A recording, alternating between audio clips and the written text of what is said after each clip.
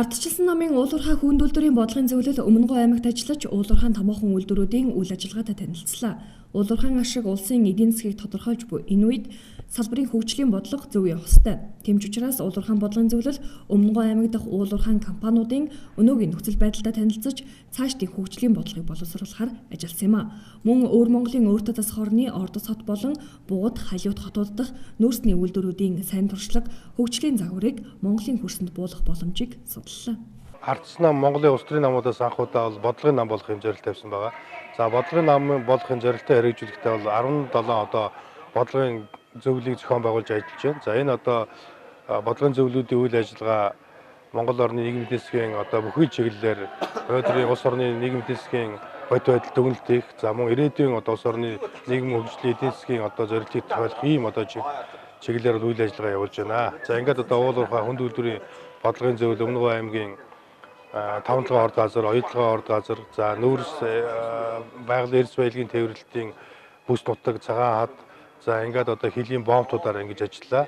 За ингэснээрээ бол одоо бид нар Ардчилсан намын уулуурхайн дараах бодлогыг өнөөгийн нөхцөл байдалд уялдуулж тодорхойлох, илүү одоо өнөөгийн амьдрал тулгымцсан асуудлуудыг шийдэх чиглэлд бол Ардчилсан намын бодлогыг тодорхойлоход бол ийм бүхэмтэй ийм үйл ажиллагаа болж байна. За Ардчилсан намын одоо бодлогын хүрээнд бол бид нар уулуурхайн үйлдвэрлэлийг бол Монгол орны нийгмийн эдийн засгийн хөгжлийг тэтгдэг. За Монголын нийт хүн амын одоо аж амьдралыг одоо дээшлүүлэхэд нэмэр болох үед за Монгол орны байгаль орчныг одоо хамгаалах, нөхөн сэргээх юм боломжтой ийм одоо байгаль орчин сөргөлөөлөг уулуурхай үйлдвэрлэлийг явуулах ийм бол зорилтыг тавьж байгаа. За ингээд одоо уулуурхай үйлдвэрлэлийн одоо бүс нутагт ажиллах хүрээнд бол бид нар монголчуудын хийж бүтээж байгаа зүйл болоод хийж амжуулаагүй хүмүүсийн амьдрал ахгүй тулгымцсан олон асуудлуудыг бол одоо манай Ардчилсан намын бодлого тодорхойлогч тарж байгаа явдал бол бас ирээдүйд Ардчилсан нам ард түмнийхээ өмнө тулгымцсан асуудлыг шийдвэрлэх чадвартай, нийгмийн эдийн засгийн одоо тулгымцсан асуудлуудыг ирээдүйн хөгжлийн хандлагыг тодорхойлох ийм чадвартай бодлогын нам болох зорилттой хэрэгжүүлэхэд бол томоохон дэмжлэг үзүүлж байна гэж ингэж бодож байна. Уулуурхай хүнд үйлдвэрийн бодлогын зөвлөлийн гишүүд Өмнөгов аймагт ажиллах хугацаанд уулуурхайн компаниудын үйл ажиллагаа улам бүр хөгжиж, хүчин чадал нэмэгдэж байгааг тэмдэглэлээ. Гэвч уулуурхайн салбарын хэмжээнд томоохон тооцогдох Өмнөгов аймгийн хөгжил хийгээд эрдэс баялаг экспортын гол бомтолох гашуун сухат бомтын хөгжил орхигдсон дүр зураг биднийг өгсөн юм а. Бомтын цаадах хөгжлийг манайхтай харьцуулахын аргагүй байсан нь уулуурхайн салбарт хөгжлийн зөв бодлого өгүүлэгдэж байгааг сануулсан юм а. Ганц модны бомт сарын өмнө халиутсан Баяннуур аймгийнхаа мэдлэлд байдаг болсон бол одоо төвөөс хотоос хараад болоод мэдлэл биш болоо зөвхөн өөрийгөө бид нэр хөгжүүлнэ гэдэг ганц модны дарганаар сая бид нартай уулзахдаа яриас очно. Бид хинээс ч хараад бас зөвхөн танаа энэ өмнө говийн бүсийн гашуун сухат бомтынхантай бид нэр харьцаад ажиллаа хийж чаднаа. Өөрсдөө хөгжлийн төлөө юм хийнэ гэл хэд манад наан гашуун сухат бомт дээр харж манай Ардчилсан намын засгийн үед бол тухайн бомтод ажиллаж байгаа гайл юм бол байцаа өнгөрүүлэх хяналт мэрэгжлийн агуулгад ажилтныг байршуулахын тулд доктор сурвалжтай амьдарч ажиллаж тат орчны хөдөлгөөнд нэг 4 байшин барьсан. Одоо тэрийг чөтгөртэй байраар нэрлэсэн.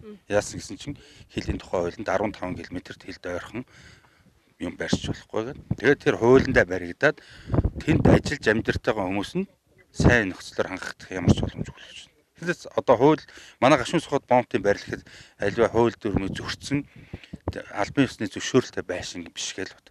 Тэгэхээр цаашаа нэг алхаал 15 м яваал бүх тэнд ажиллаж байгаа ажилчид нь бүх хүмүүс тэнд амьдарч болоод байгаа. Дээр манай эндээс явж байгаа 1500 машины жолооч гэр бүлтэй өөр хүүхдтэй явж байгааг бид нэр харлаа. Тэр бүгд маань одоо гашуун сухад бомт талдаа амьдрах, хоноглох, хил гарахтаа тодорхой цаг хугацаа зарцуулж байгаа энэ бүгдийг давж туулах нөхцөл байдал байхгүй. Цаана ганц модны талд гараад усанд орж байна, зочид дуудалд онж хоол хийж чинь. Наан бид нэг гэр барьсан. Тэнд хоолн гэргээд нэрлэлсэн. Хоол хийж чинь гараад гэрийнхаа евро хоног шийчж тэгэл жорлон дотор амьдарч ийм байдалд одоо бид юу гэвэл хамгийн түрүүнд хүнээ дэлсэн хүн бол нэгдүгээр таах хэрэгтэй гэдэг зарчимтай байна. Тэнд хүн амьдрах нөхцөл байдлын бизнес хийх боломжийг олох бүхэл бүтээн байгуулалтыг эхлээд хийж өгөх хэрэгтэй. 100 метрийн наанцаа нь бол хөгжил дэд үтсийн асуудал бол эрсдэл шалтгаан. Манай дээр байгаа зовлон бол хичээл шийдэгдсэн. Сая бид ерөөсөө явж үзээд яг энэ эх орны баялаг, зарж борлуулагдсанаас үүсэж байгаа энэ орлогыг яг юунд чиглүүлэх юм бэ гэдэг дээр бол маш тодорхой одоо ойлголт авлаа. Юуны өмнө бол ерөөсөө дэд түүцэц зам арга төмөр замын асуудлыг бол ер нь урт богино хугацаанд үе шаттайгаар шийдэх нь гарцаагүй шаардлагатай байх гэсэн ийм шийдэлд юунд хүрж байна. Одоо нүүрслээс гарч байгаа орлого бол жилээс жилд мэдэгдэхгүй зөксөж байна.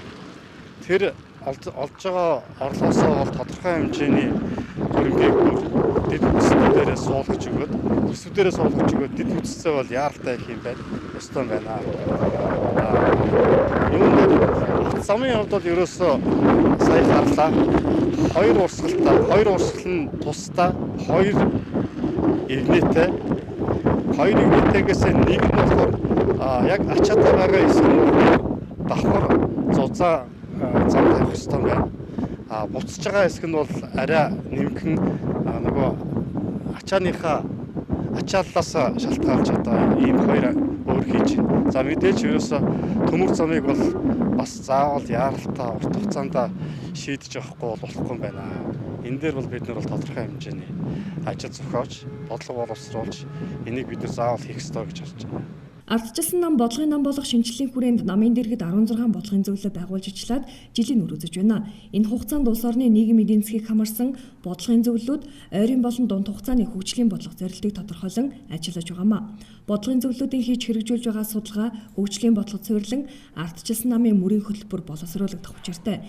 Энэ нь сонгуульд өгөхөөр тухайн сонгуул зориулсан мөрийн хөтөлбөр барьж ордог улс төрийн намуудын алдааг гарахгүй байхад чухал юм а. Тийм ч учраас ардчилсан намын уулуурхай хүндүүлдэрийн бодлогын зөвлөл уулуурхай бүс нутгуудад ажиллаж тулгамдж буй асуудал түүнийг шийдвэрлэх гарцыг хайн ажилласан юм а.